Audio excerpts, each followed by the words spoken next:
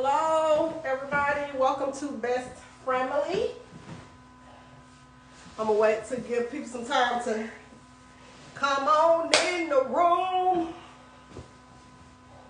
Let me get my bag together because my little sofa's so pretty, but it's low, and I need to get my bag together. Maybe I need to get a rocking chair. Hey, Ebony.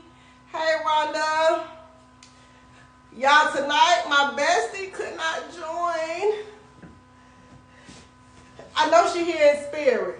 She know I'm gonna hold the fort down for her. I'm gonna give her a couple of more minutes and let some people join in. Why somebody call me, y'all? Y'all know how that works. Hey, Dion. Let me get my back together. All right. Y'all, how was y'all day at work today? I had a good day even though it raining. How is it raining in the 70-something degrees? Like, can we ever get some real weather? Please. Hey, little Miss Barbara. Hey, Kiki. I'm happy y'all joining me. Tonight I'm going to have a very special guest. And I want y'all to follow him. I need to pin his Instagram. Hold on. Let me see. Can I pin it? I don't have my other half here, so I'm going to see if I can do this by myself.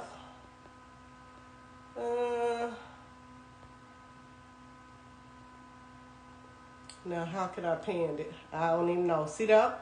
I don't know how to do it. Hey, CC. Hey, Quee. I hope everybody had a good day at work today. I'm super hyped. I don't know. Does anybody else have ADD and they in their 30s and 40s? It's crazy. What do you do when you have ADD? Do you drink some wine? Hey, Matt. How are you? Thank you for tuning in. Unfortunately, my bestie could not be here tonight. Hello, Tasha, officially lashed. Y'all, tonight I got a very special guest. I sat up all night because I like to research people that I'm interviewing. And when I say, hey, Doris, when I say I have been laughing at this man's stories and skits and just everything. I went from Facebook. Hey, Charlotte, I went from Facebook to Instagram. I'm like, I probably stayed until like 11 o'clock to watch all of his stuff, and I have been just laughing. Thank you, child of mine. You're so cute, too. Hey, Mia. I stayed up all night watching my guest's Instagram stories. Hey, Quinn. Watching his Instagram stories. I went from Instagram to Facebook. Like, if anybody loves comedy as much as I do, you need to follow Curtis Akeem, because I'm gonna tell y'all something. He is funny. Like, he is like hilariously funny. I can't wait for you all to meet him. I always say that people who are very creative. Hey, Curtis, my guest has just tuned in. I'm gonna bring him on up. Everybody already know that most creative people, they don't act like what they act like at home. They have this whole, hey Curtis, how are you?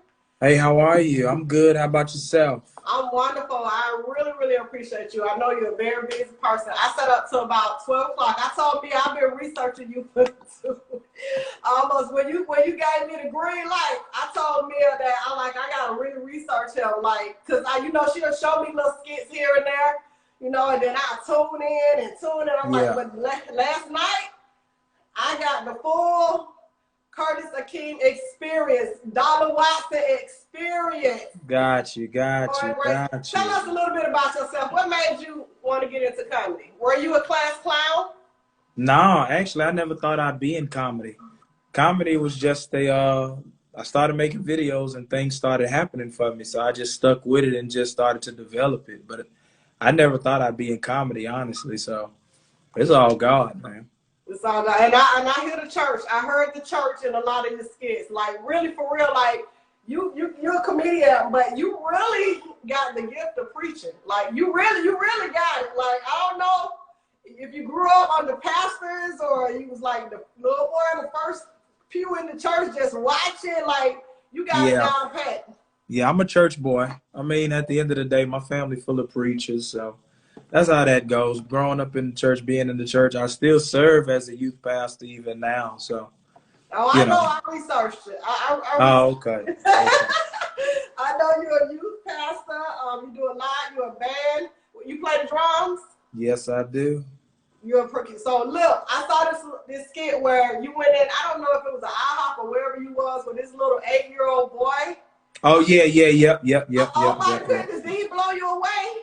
Yeah, he did. I wasn't expecting his hands to be that advanced at that age because, he plays better than some adults. Oh, I heard it. I was like, I thought he was, the little tap. Like we all think we can play the drums when we get too Yeah, sick, But when yeah, he started tapping on that table, yeah, I was like, oh, he really can play. yeah. He I know started he getting blows into your a way. rhythm. Yeah, He I saw started his getting into a rhythm. Yeah, face. yeah. Y'all need to recruit him. I saw his face, your face, and I was like, yeah, he got a gift already, and he just ate. So what do you do with the Battle of the Bands and all the colleges? I see you doing a lot with that. I mean, well, I'm pretty much just shining the light on the whole culture overall. Doing skits, being an influencer, hosting that battle of the bands, and just things of that nature. I just think that our culture deserves a bigger spotlight on it. And for so long, people have come in, put us up at glimpses, but there's nobody really out there just pushing the culture overall forward. So that's kind of like my mission now, is to bring more exposure to all bands, to bring exposure to all HBCUs, to all music programs, to in return start bringing money into these programs, because a lot of people don't understand how much a HBCU band has to do to get those bands on that field. Takes a lot of money. Instruments are terrible a lot of the times. They look good from afar, but the instruments aren't good a lot of the time. So some people have instruments from 1998. Think of Oh, how wow. long ago that is. They're marching 1998 instruments. So it's like, just trying to bring money into the culture.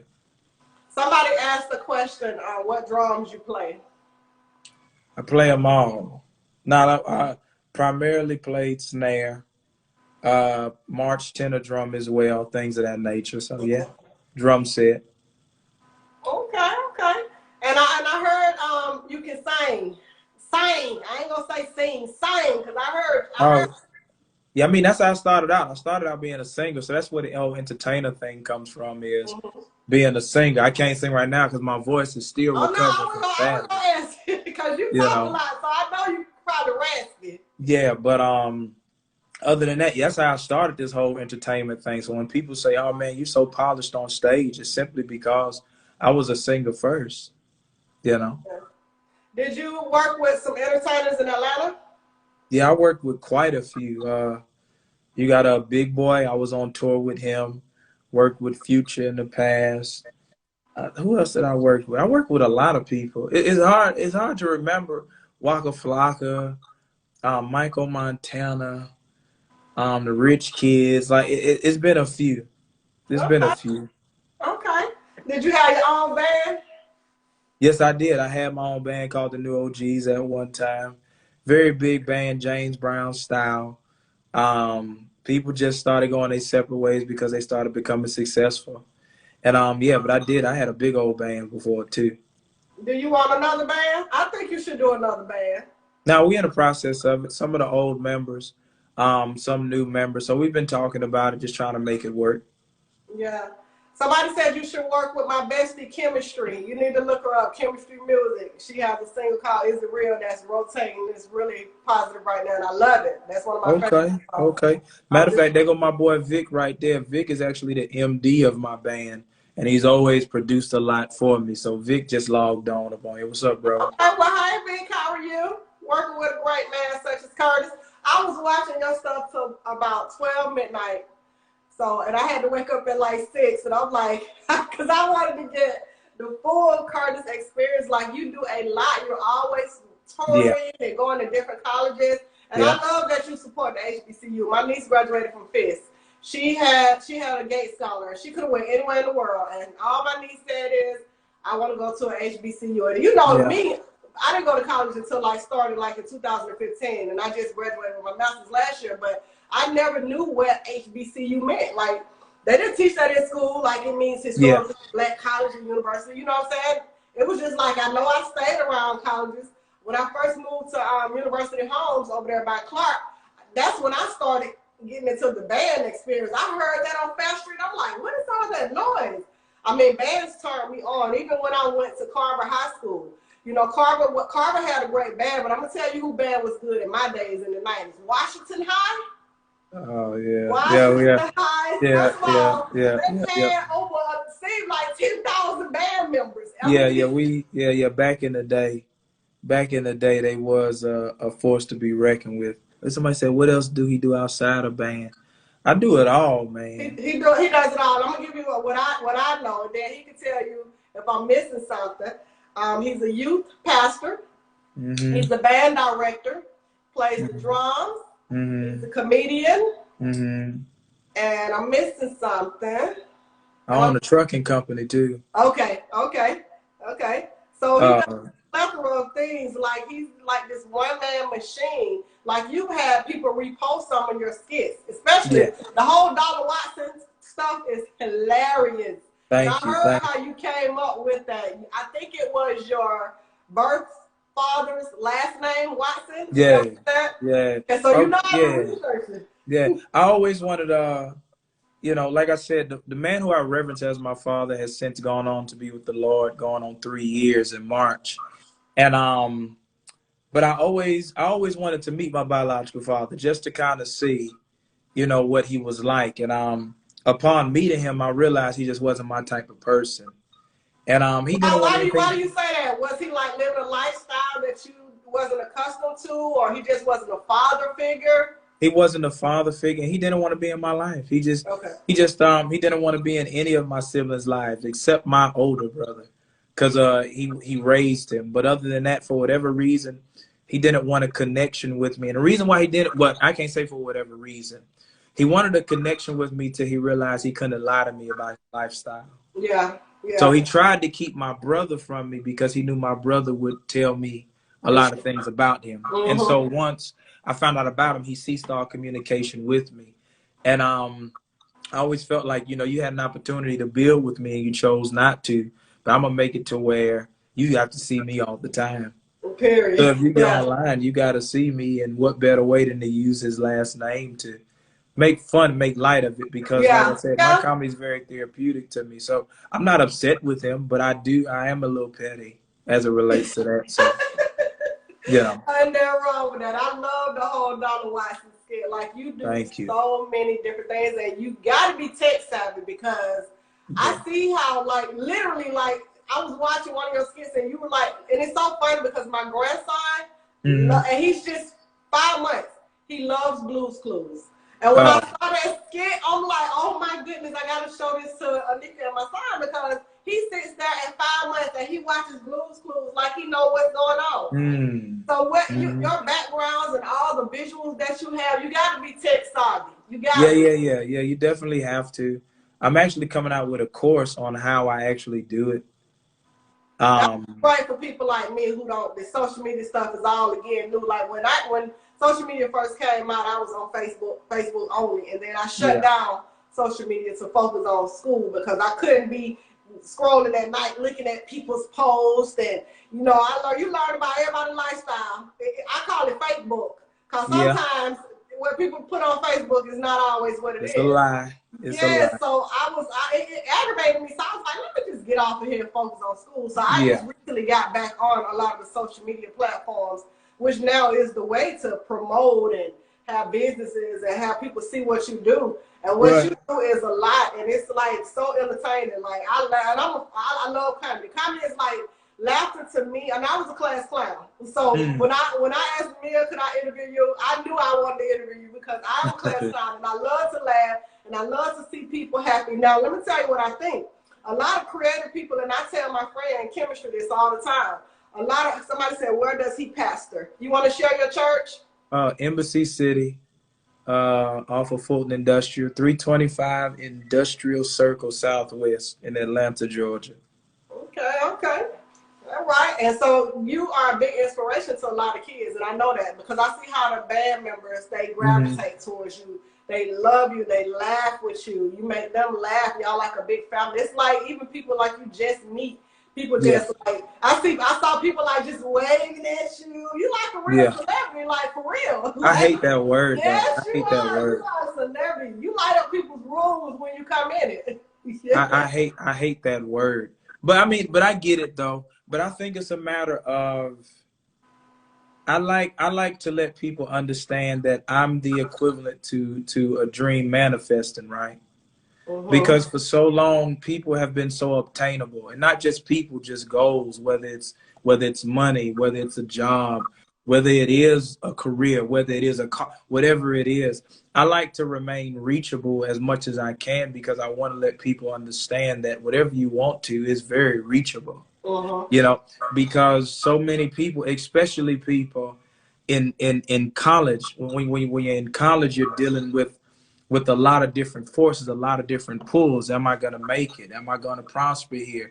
Are my grades going to stay up? Am I going to Mm-hmm. get to have a life? Am I going to get to go into my career after? So I like to let people understand that I'm exactly, I'm the identification of what following your dreams mean. Yeah, And and you I can know do it all. you The can. world loves to tell people you got to focus on one thing. I'm multifaceted. I get bored if I do one thing. So why tell these kids? I like to let them know you can do all of this, man. You Now, can. I may not broadcast everything at one time, but I like to give everybody pieces of me as it relates to that and let them know, man, go after everything you want to go after. Everything, because some people don't even know what they're capable of until they get like in certain stages of their life. Like, I get people right now, like my sister. Did you know I can draw? I'm like, no, I've been knowing you all your life. When did you start doodling? And when did you start making jewelry? Like people sometimes tap into, and sometimes people find that place when they're at a calm, when you're Yeah, at peace. yeah, That's when you tap into your creativity spirit, right. I feel, because if life is so busy around us all the time and you don't have peace, sometimes you can Yeah. miss out on your blessing and you can miss out on what you really want, what God put But you. it also comes from pressure. Well, Yeah. what happens is a lot of the times when you're forced to find a way, and I was just talking about this earlier, under pressure is when you realize how strong you actually are. You are so And right. once you realize how strong you actually are, you realize there was some stuff that you were capable of that you really never thought you were capable of. So I like to tell people a lot of the times you find out whom you actually are in pressure. I mean, in pressure or when pressure is placed upon you. Me personally, I found out a lot about myself while I was being pressured, whether it was from life, life period, but different facets of life. I always found out that, man, you're stronger than what you are. You can speak better than what you were speaking before. You can do things better than what you were doing before. So I tell people all the time, there's a thin line between peace and comfortability, which is what we Mm-hmm. would get into. So what happens is people sometimes get comfortability mixed with peace. And that's where a lot of people fall into trouble at, because what happens is they get comfortable and then they stop trying to strive. They stop trying to reach. So while you are finding peace, understand that there is more to do. Yeah, you are right. I always tell people I work well under pressure. Sometimes the pressure makes you just go full throttle and Yeah. whatever it is you want to do. So that's a Yeah. true statement. With all the things that you have going on, how do you find time for yourself? How do I find And time? you're a married man with kids, so how do you find some Curtis Akeem time? To be honest with you, the stuff I do is my me time. Okay, okay. So me doing comedy, that's the time I'm alone. Like right now, I'm in my home. My kids and my wife are right there in the house. But when my wife does a great job of understanding when it's time for me to work. And in my work is where I find my peace at. Because as soon as I walk back in that house, I'm husband and I'm daddy again. Mm-hmm. So I've learned how to find my peace in my work. That's why I tell people all the time, my comedy is my therapy. It's not work to me. It's all I get about all my ideas out. I get to address things. I get to address issues. I get to think through things. That's my time. But sometimes I come in here and I just think through things and I get my peace that way. I get my me time that way. yeah, it's all about finding a balance. Jobs try to teach us that find a work life home balance, and sometimes it can get complicated. So Yeah. yeah, it sounds good, but when you actually try to do it, sometimes somebody asks, "What made you do comedy, or do you do stand up? If not, would you consider it?" Yeah, I do stand up. I just got done doing stand up on Saturday Yeah, I do stand up. I just don't do it all the time, only because I know I have a very specific crowd that I speak to. And no, it's not church, but it's a very peculiar people that I'm called to, whether it is ministry or whether it's comedy. So I don't just go around just doing it everywhere. But if I do host a show or somebody, excuse me, brings me on, then I do it then. But yes, I do stand up. Okay, and your going grace. I love it. I love it. Mm. I know that is one of your skits I saw where you got like a going grace tabernacle Yeah, church. yeah, yeah. I What mean, made you come up with that? going grace was my way of telling people to get out my face in the best way possible. So going grace is like, all right, going grace. You know what I'm saying? Where Okay, I'm okay. dismissing you, but I'm dismissing you in a very peaceful way. And So that's that's a what good one. going grace is. Oh man, I hate to steal it. I may just tell somebody that. Going grace. And it Somebody turned asked. into Somebody asked, a thing. do you want remember your first stand up performance? Were you nervous and what was that like? I mean, I'm nervous when you first get on that stage, but once that crowd, once you gauge a crowd, I'm off. Let's start it like this. I'm no matter what I'm doing, I'm always nervous. I think that the day you enter into something without nerve is the day you start to lose sight of what you had. So I'm always nervous, but once you get that crowd interaction and you get those laughs and you realize that they're there to take that ride with you, then I'm no longer nervous. Yeah, I can't imagine. It's some people right now like they can't even talk in big crowds or they get I mean, but and that's not everybody's ministry, right? yeah. Like, some people aren't meant to get in front of people. Some people are meant to be in those smaller rooms. Me personally, I find the smaller rooms way more nerve-wracking than the big In rooms. the big rooms. Oh, that's awesome. So your food files, I see a lot of those skits. Yeah. And they are hilarious. Like do you find those videos like people cooking stuff on YouTube or something? How do you find those? Because I It's saw a one with some chicken and some watermelon. I'm like, yeah. oh. It's a mix. Some people send me stuff, and then I find stuff too. So it's a mix of all of that. They're sending me stuff, and I'm so sorry. I've been up all day. That's Okay. okay. That's okay. But it's a mix between me finding stuff and people sending it to me. And I like when people send it to me because I know that's what they want. That's what they want from me. And I always like to listen to my base because once you do something that your base likes, they're gonna blow it up anyway. So it's Yeah. What was because I couldn't find I think it was a Bunt who reposted a video or something. yeah. What was it that he reposted? What's It's the video where I was talking about how these grandmothers don't want to. What grandmothers? How these grandparents don't want to yeah. And honestly, I was really just joking about it, but I think it started a great conversation about how parenting and how grandparenting has changed through the generations. But to me, it was all jokes because me and my wife was talking about how our moms are kind of not like our grandmothers. 'Cause I used to go whole summers to my grandmother's house. Now, yeah. after a day, my mom ready to bring them back, or her mom is ready to bring them back. So, that's the difference. So that's what we was talking about. Oh yeah, my grandbaby can't even spend the night until he get a little bigger because he kept me up all night and I thought I was gonna pull my hair out. I'm like, I love you, and I want to do that video with him and say, have you ever seen a baby so cute but you want them to go to F to sleep? yeah. He was up all night. I was like, he can't spend the night until he a little bigger. Somebody asked the question, do you want to see any of your kids doing comedy? I haven't even thought. I think I want to see my kids prosper, at first and whatever it is they want to do. But I haven't thought about that because I'm still exploring the space. You know what I'm saying? I just want my kids to do whatever they feel they want to do. Like I said, I personify following your dreams. So I just want my kids to prosper in whatever it is that they want to do. And if it so happens to be comedy, then go do it, son. If you want to do something else, then go do that.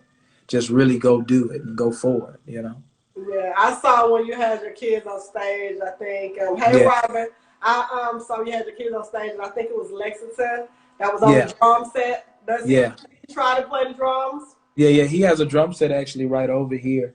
So he plays. Lexington, that's my middle one. Yeah. I think the middle one is the most like me as it relates to entertainment. Yeah. So yeah, but that middle one, I think he's gonna do something in entertainment for sure. You think so? Yeah. Yeah, I think. You can kind of tell with your kids. You start watching Yeah, them at a young age and just not paying attention to them, letting them know you paying attention to them. You yeah. catch them when they by themselves. You kind of know what they got going on. Because I Hmm. knew my son wanted to rap when he was like 8 years old. Like I used to see him writing, and my daughter used to be like, "Your son in the room building a bomb." But what he was doing was, she would always pick at her little brother. What he was doing was writing, writing, Right, writing, writing. So he already knew what he wanted to do. Somebody right. said, "Where do you see your craft take you in 5 or 10 years?" I think I'm gonna be in producing. I think I'm gonna be in production in the next 5 to 10 years. See, the thing is, comedy for me, comedy is not the end goal for me. It's a conduit. It's a way to get to what I want to get to. Because overall, I'm an entertainer. I'm not just a comedian. You know what I'm saying? Yeah. So, I see myself being behind the scenes and being on film too. But I see myself producing content. Hopefully having some sort of influence on some company as it relates to overall movies and film and influences and things of that nature. Somebody said a content creator. Yeah, I mean, I'm a content creator now. I'm a content creator first before comedy, before being a comedian, honestly. It's just I'm a comedic content creator. So, Yeah. do a lot of comedians? Do you think that they have people that write for them and they produce that content from somebody else, or do you think some of them just really freestyle it? I mean, some of them freestyle because I freestyle on Yeah, stage. I can tell you do. But there's some that, and I don't think there's nothing wrong with having writers. If there are people that are in a room that are able to help you build the architecture of your joke, or if there are people that can help you shape your joke, or hey, say it like this, try it like this, why not? Because what happens is most comedians, when we talk about writers, people think that they're actually writing a joke, but it's no, hey, I have this idea. Can you help me turn this into a story? But the joke a lot of the times is coming from that person. So, you Mm-hmm. know, either way, the person has to perform it. There are some people that are great writers that can't get on stage. Right, right. There are songwriters that can write great songs but can't perform their records. So why Mm-hmm. would we blame a comedian for having people around them that could help them shape? You're right. Yeah. I hate when people like try to down ghostwriters or stuff like that, or Right. you know what I'm saying? You got people who do this and people who do this, and if you put it together, you get a whole experience. And people But you know always, what that is? You know what that is? mm-hmm. It's a deeper issue that people don't want to address. But people like to see successful people flawed Mm. for whatever reason.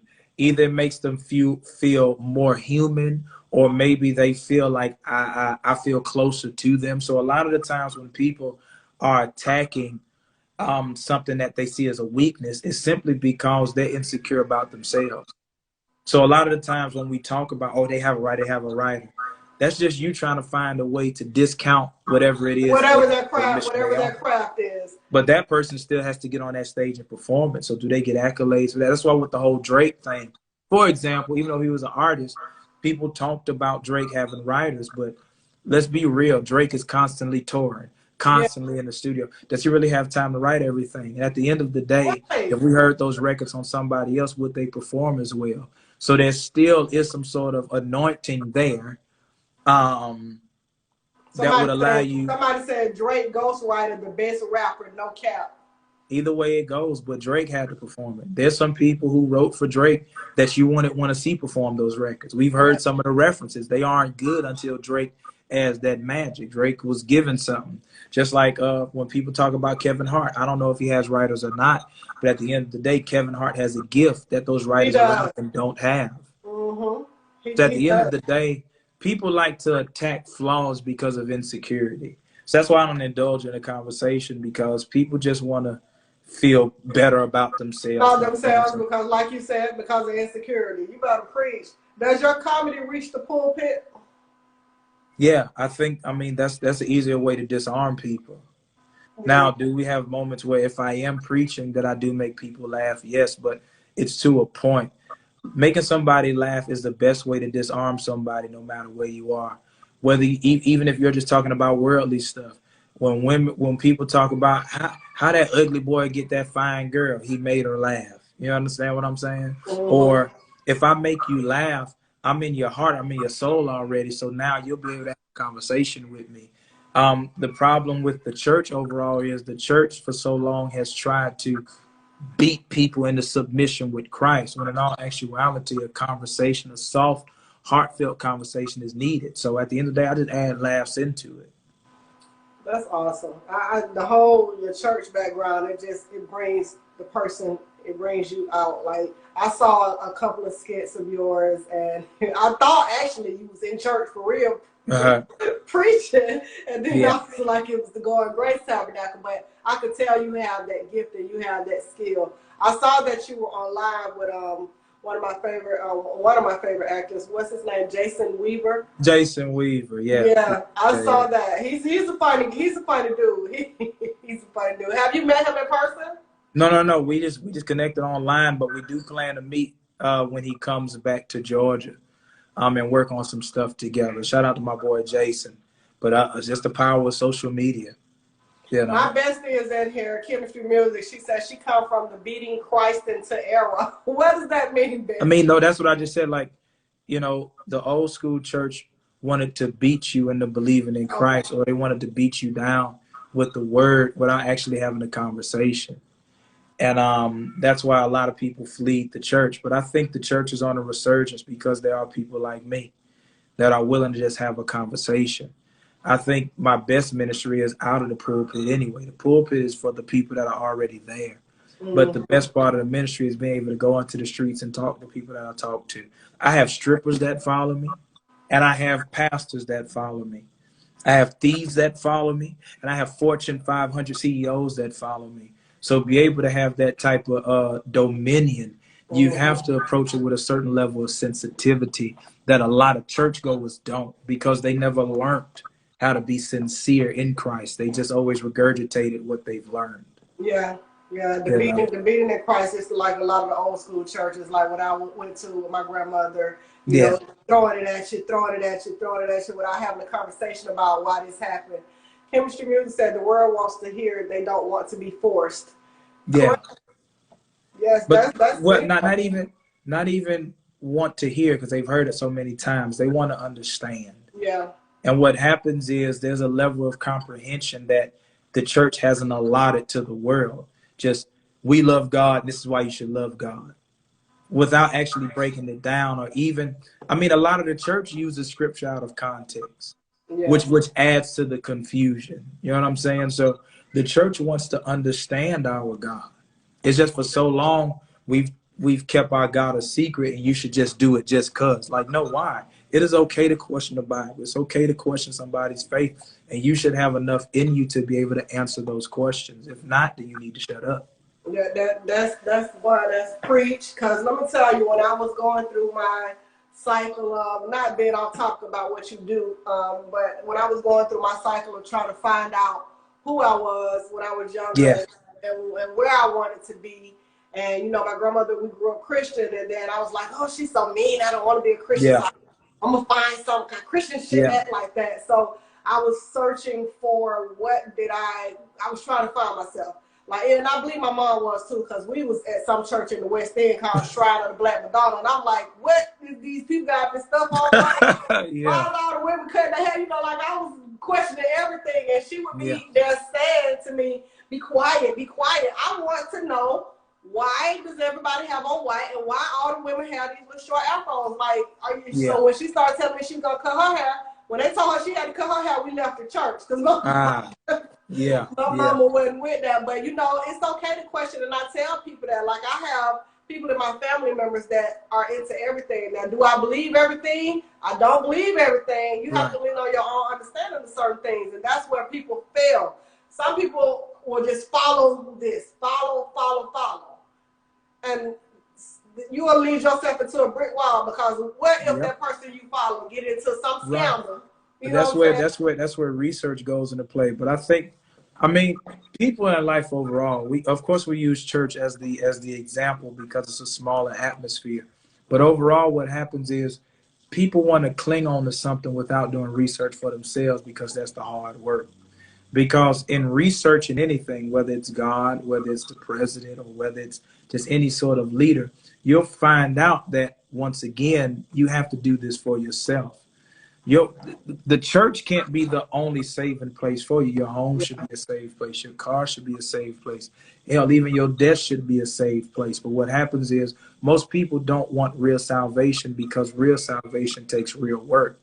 People go to church looking for a quick fix, which is why so many people don't go back to church. They expect to walk into church and come out changed, Yeah. not understanding that your change is a 24/7 thing. It's a mindset, it's a thought. So you can be up in the atmosphere, but if you don't take it home, then you can't blame God for that. You don't want real change. Am I the only one that when I go to a church, I think the pastor talking to me? But honestly, that's the power of God, and that's what it should be. Yeah. A word should be able to hit you on a very singular and a very spiritual level. Now, is every word for you? No. But if God puts you in a place, even if the word isn't directly for you, there's something that he wants you to hear out of that word. So I commend the preachers that will make everybody in the room feel like they're talking to them, because that's what's needed. You have to get that word in your body. You have to get that word in your spirit. Those are the type of talk that I love. If I can feel it and I feel like they talking to me, I'm like, you know what? There's a message that I needed to hear. Right. I love that. And I wish, and I always say this, that they did not take a lot of it out the schools, but I can understand why, because religion can get kind of tricky, you know. But, you know, we grew up in school where it was okay to, you know, praise God or do these things. And it's crazy that, like, because my grandmother used to say, oh, that child, you can't play with that child. She don't fear God. She don't fear God. And I never knew what that meant. I'm like, what do you mean she don't fear God? And a lot of people now don't fear God, but you can tell. You know what I'm saying? They don't have no remorse for taking another human's life, or it's just no boundaries in the world. But that's a thing, and I think that's another thing that the old school failed to do was God isn't meant to be feared. He's meant to be loved. Mm-hmm. I don't want to serve a God that I have to fear. Mm-hmm. That was Old Testament stuff. They don't fear God. God would kill you when you was in your sin in the Old Testament. No, so while they may not believe in God, your life or your light should be the thing that sways them. I shouldn't not hang out with you because you don't believe in God. Correct. What now, if I'm truly saved, sanctified, and filled with the Holy Ghost, you being around me should be at least to spark some questions or to sway. I'm not even just supposed to just beat you down with the Bible because you don't believe. My life should reflect that. And that's what happens with the church now is there's a whole bunch of people that are screaming God, but their lifestyle doesn't reflect God, which is why we run into words like hypocrite or liar or backbiter or judgmental, because our lives don't reflect. And at the end of the day, your life reflecting God doesn't have to be white robes and speaking in tongues and crying all the time. It's just simply, are you a good person, man? Correct. Are you trustworthy? Do you love people? Are you a lover of men? That'll sway somebody rather than saying, don't hang around because they don't fear God. I don't want to fear God. Yeah. I want to fear not believing in God, but I don't want to fear him. Yeah.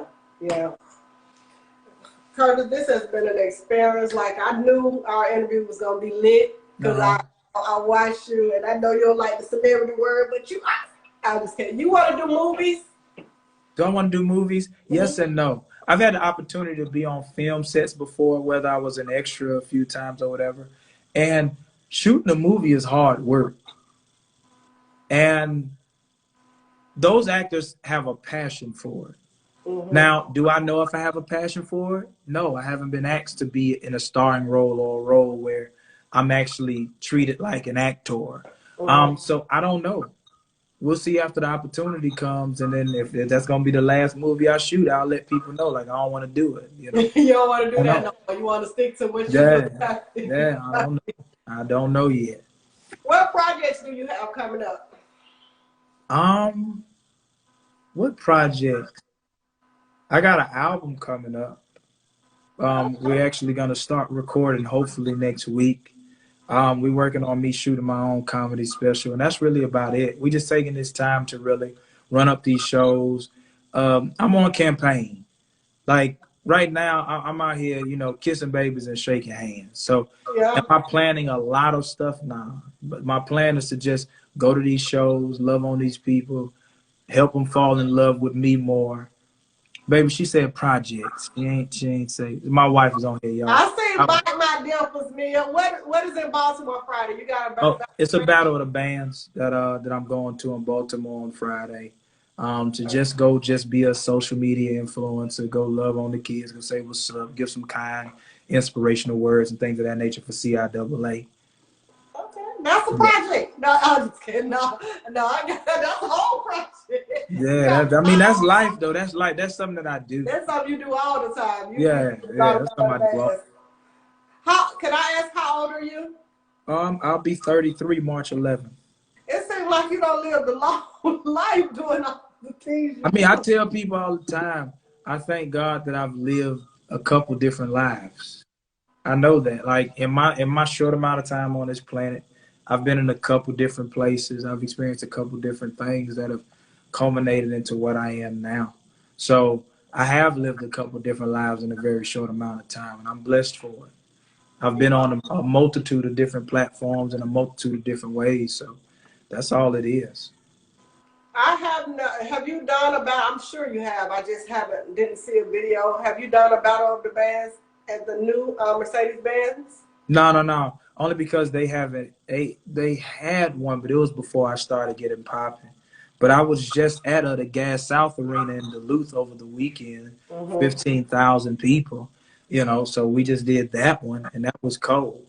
Yeah, That's why I lost my voice, and I still had another show after that night. Yeah, I saw that one. I saw Mia sitting in the stands. Yeah, you know, my wife sitting up there. That was also a dope thing because I'm happy that my wife got to see me in that element. Because normally I'm out of town doing shows, so she's home. But the fact she got to see, and then the people got to see, because people think I be hiding my wife or whatever. It's like, no, I just don't want y'all in my business. You're right. Right. But, you know, she got to be there. She got to hang out and act like she was my assistant, help me get waters, help me stay cool. So, yeah, she got to come on and hang out. Well, so, shout out to Mia. Shout out to Wifey. Yeah, man. She was there to support you and take pictures and do videos. Those kids love you, Curtis. Everybody that you are around, they love you. I see you got a video of somebody in the stands taking pictures. You are walking on the field. They talking about that boy Curtis. Yeah. Like, and I mean, and it's like, you know, that's the part that I never take for granted, even when I'm tired, is you never know what type of impression you make on people. So treat people right. Be genuine about it. Because I've met some celebrities who are just not great people, and it's ruined my perception of them. So I never want to be the person where when people leave, they're like, oh, he was mean. Like, what you see is what you get with me. So if you want a picture, we're going to take that picture. You want a hug? As long as you smell clean, I got you. You want me to say a video on your phone? You want me to say something on your phone? I got you. You want to call somebody? Let's do it. As long as I got time, I'll always do that. Like I'm probably going to take millions of pictures on Friday. I'm prepared. I appreciate that because I know you busy. And when I asked me, I was scared to ask at first. I was like, oh, she'll think I'm groupie. But she know what I was trying to do, and I appreciate her for even getting. She made sure I did this though. She was, you know, you got this thing. She don't ever, you know. Jackie said you got to be up on here. I'm like, all right. I wasn't gonna be able to say no regardless. And then look, she like, do you want his number? I'm like, I don't need his number. He's always on social media, so I'm just gonna shoot him a DM. And you're on time. I appreciate you for joining, and I know you're tired. Let me see if I have any more questions. Oh, you call ASAP Rocky or Sid Rocky? Oh my God. Yeah. Yeah. That was hilarious. You just come up with stuff like you just got this whole natural comedic brand about you, and you probably didn't even. Did you act like that when you were young? Were you really outgoing or? Nah, I've always been an introvert. See, the funny thing about it is, I figured that. When people meet me, they realize I'm not like my videos. I'm very chill. I'm very quiet. I've always been introverted. I've always been to myself. And I'm still like that now. There's just when I'm out, I've learned how to put I learned how to put it on to where it's like, okay, I can be seen, I can be touched. But it took a while. It took a while to be okay. And sometimes I still do have a little anxiety as it relates to crowds and people walking. But as long as it's a controlled environment, I'm fine. But overall, I'm very introverted. Now, to my friends, to the people that I love and whom love me, they do see me in a different light. But for the most part, I'm very quiet. I'm very chill. Don't do much. When I go into these cities, if I ain't got to be somewhere at a certain time, I stay in a hotel. People hate that about me because they want to go out. And I be like, bro, I'm at the hotel. I'm cool. Like, I'm that type of person, you know. I kind of figure that most introverts are there to themselves, but when they're in their element, yeah, they shine. They shine. Somebody said, "My brother, do your thing, Curtis." Oh, that's got to be somebody you know. Oh yeah, they coming up on it. Nah, he actually was at the Battle of the Bands. He reached out, gave me some kind words. So shout out to you, bro. Thank you. You know, we had some marching bands that tuned in on here. We had some people come up on here. Renee is up on here. Renee is actually suffering with COVID right now, so pray for her. Okay. But other than that, yeah. How have you survived during this COVID pandemic? COVID, giving honor to God, ain't affect me. I made the most money during COVID than I've ever made in my life. Wow, for real? So COVID actually gave me more work, and I was blessed to never catch it. Yeah. You know, I prospered during COVID. To be honest with you, you know, I prospered during COVID. It's a lot of people that can't say that, so that's a blessing in itself. A lot of people, especially a lot of businesses, they took a hard hit. I think, especially the housing market. I guess that's most definitely. Rents and all these things now, so that's a blessing that you prospered during the pandemic. I mean, we elevated during COVID. We moved from apartment into our first home. Yeah, you know, bought new vehicles. So I tell people all the time, like my life elevated during COVID, personally. Yeah. You know what I'm saying? I hate that people back outside now. I hate all this traffic. Oh my goodness, what you talking about? I loved when the streets was clear. I did. A lot of traffic has doubled. It's true. Like really, I hate driving. Like I used to drive everywhere. Now it's like if I don't have to go somewhere, if it ain't in the area, like my bestie know, like she does karaoke. And she'll invite me. I'll say, where is it? How far is it? Because I don't like to drive far because I hate being stuck in traffic. I'm a type A personality. I just want to get there, go, and come on back. I don't want to sit in traffic. Now, I know I will have a driver eventually because, like, I drive professionally. So it's like, you know, I wish I did have a driver to just take me around. So I know that's the one thing that's going to happen. Soon I'm going to have me a driver. Find me some that's the first thing you want. Yeah, I want a driver, man. Like I'm over it. You know, I got many miles on this body. I went from driving 3,000 miles a week at the height of trucking. So I've done enough mileage for a lifetime. Yeah, I know. When me and Bill talk sometimes, he's like, Curtis gonna be out of town. He's gonna be out of town. Like I know he travels a lot. He from flying to driving. Yeah. Your freaking flyer miles gotta be. Oh yeah, they are. I mean, sometimes I get straight out my truck, come pack my bag, and then I'm on to do a show. I'm coming right back, chill for a minute. I'm back on the road. The money don't stop. I keep it flowing. I use this young body while it's good. Boy, you better say it. You better say it. I always tell people that don't waste time, because see, wasting time, by the time you get my age, you're going to be like, oh my God, I ain't did nothing. Now you want to do everything, hang in the streets and hang in the club. Yeah, I try to do everything that I possibly can. But my wife has done a great job of keeping me, I guess, younger than what I used to act. So she makes it to where we got to go do something. You got to get out the house. You got to. Much as I don't be wanting to, because I'll sit in the house by myself all day if I wanted to. Or I'll sit in the house, but she ain't that type. She want to get out. She want to have a good time. I know. I'm still trying to plan stuff at work so we can do. You know, I planned that bowling event you came to. Oh, okay. Yeah. I planned that, and you came out. Somebody said, I found you through Justin Vanilla Funk Hyde. Oh, yeah. Glad you support him. Justin. He's a good kid. Justin is my white little brother. He serves as the drum major. One of the drum majors at Alabama State University. And me and him just connected through social media. I took a liking to the kid. Great kid. And he's in a space sort of like I am. He's just younger. So I mentor him a little bit on how to deal with constructive criticism, even how to deal with just negativity. So I consider him a little brother of mine, and he supports me. I support him, and we make it our mission to make sure whether we on the phone. A lot of people don't know that, but we get on the phone. I just, hey man, how are you? You good? You know what I'm saying? And he'll text me and stuff of that nature. Yeah. It takes a very humble person to reach out to people that they met or just take pictures. I know a lot of people that I see that are in the entertainment world, they hate cameras, they hate taking pictures, but you are in that type of world. So I understand when you out with your family and somebody sticking the camera dead in your face. Yeah. I understand that. But you gotta expect people want autographs and pictures. Right. I mean, these are people that made you who you are. Yeah. Without the audience, you're nothing. So like I said, I always but there are people that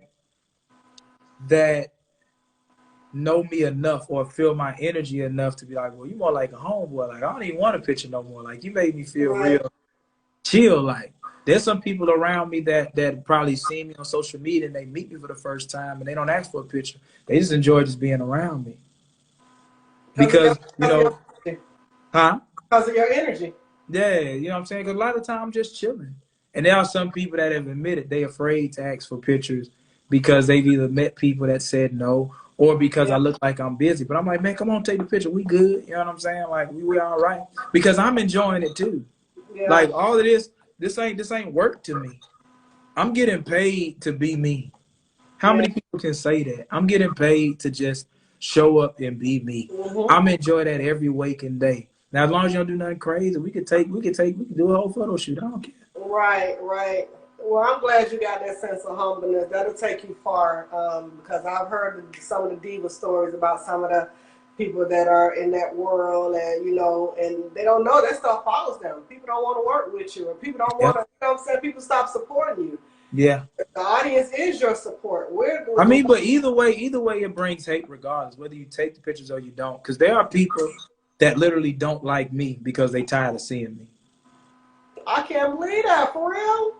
It's groups of people that don't like me. They think I'm corny. They think I'm whack.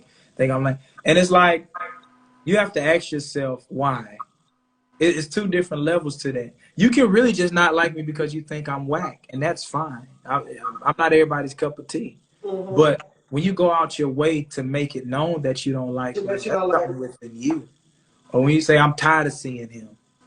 I mean, well, it's 15,000 people in the stadium. How many pictures do you think I took? How many times people posted me? You know what I'm saying? So it's like, that either way, you take the picture or you don't, somebody's not going to like. Yeah, I don't know if you knew who Portia Fox was. She was a radio personality, and she used to have one of her favorite phrases of mine back in the day. She was on B103. She always used to say, make your haters your motivators. Yeah, but see, I disagree with that statement nowadays. I think that if you use the haters as your fuel, that's too short-lived. Why focus on somebody that's going to make sure that they don't like you? Okay. I'd rather focus on the love. Haters can kiss my behind. You're just going to keep on hating. You'll never motivate me because you're not my audience, obviously. Okay. So I focus on the love, man. Now, does hate get to me sometimes? Of course. I'm human. I see some comments. I don't like them. But at the end of the day, what am I gonna accomplish trying to prove to you to like me? Right. That's why my son is an artist. His name is Raynello, and I was on his platform one time just looking at comments, and I was getting so mad because I'm his mom. Yeah. I'm like, what is he talking about? It's not fire. It is fire. And so he just specifically said, Mama, it's going to be a lot of people that don't like me, and it's going to be a lot of people that love me, and I'm going to focus on that. So that's a good way to look at it. I don't know, because I'm not in that world, how I would feel reading. I ain't going to say that because I'm from the hood. When people say about me, it don't move me or shake me or wake me up. But again, we are human, and sometimes it can be disheartening because you're putting all this blood, sweat, and tears into your craft, and then you see somebody sit behind a keyboard typing, oh, that wasn't nothing, and you're like, bro, I didn't get no sleep. You told me. Sometimes you want to go back and forth. And that's why it's like, you do your best to look at the positivity. There's way more people that love me than hate me. So I just look at them. And if you don't hate me, the funny part about it is, even if you hate me, you still got to see me. That's right. So at the end of the day, that's on you at that moment. If you go to a battle of the bands, are you not gonna go because I'm the host? Right. You're gonna have to see me. Or Right. are you gonna go? Are you not gonna go to these football games because you know I'm gonna be there taking pictures with people? You still gonna see me regardless. So for the haters, honestly, I like when they know when I know they're in the same place as me. Even at the arena, there were people that were there that I know don't like me, but they had to sit through me. That's dope to me. When you can't avoid me regardless. Right. Right. My face is flooded. It So it's is. like either way, I'm still getting a coin regardless. You hating for free. I'm getting Right. paid for people to love me. Curtis, I appreciate you coming on my platform. I love Thank your you for humbleness. having me. And you all follow Curtis Akeem. He's on Instagram at Curtis.Akeem. Yes, I On am. Facebook as Curtis Akeem McCullough. Yeah. It's so funny. He's going to be somebody to be reckoned with in this comedy world. He already is. He does a lot of skits. He imitates people. Oh, and I saw that I Could Tend to Turn one. Oh my God, I might watch that again. So I really appreciate you, and I know you got to get some rest. And tell Bite My Dimples Meal I appreciate her for having you come. I will. And thank you so much for having me. Thank y'all. Love y'all. Appreciate y'all so much. Hit me up. Thank you. Y'all, wasn't that dope having Curtis on? Y'all gotta follow Curtis. He has some of the funniest skits, especially his alter ego Dollar Watson. I mean, it is just hilarious. Him and that scarf around his neck. He got skits with him and Ike and Tina Turner. He got the whole skit. Like, you wouldn't even think that Ike was in the room because Curtis has inserted himself inside that segment with her, even by the studio. So go to follow Curtis at Curtis.Akeem on Instagram. Hey, Art. And you will not be disappointed. I love y'all. Thank you all for joining Best.Framily. And Bestie, you here with me in spirit. See? Oh, hold on this side. Let's turn it this way. There she go. All right. Thank y'all for joining me. Have a good night.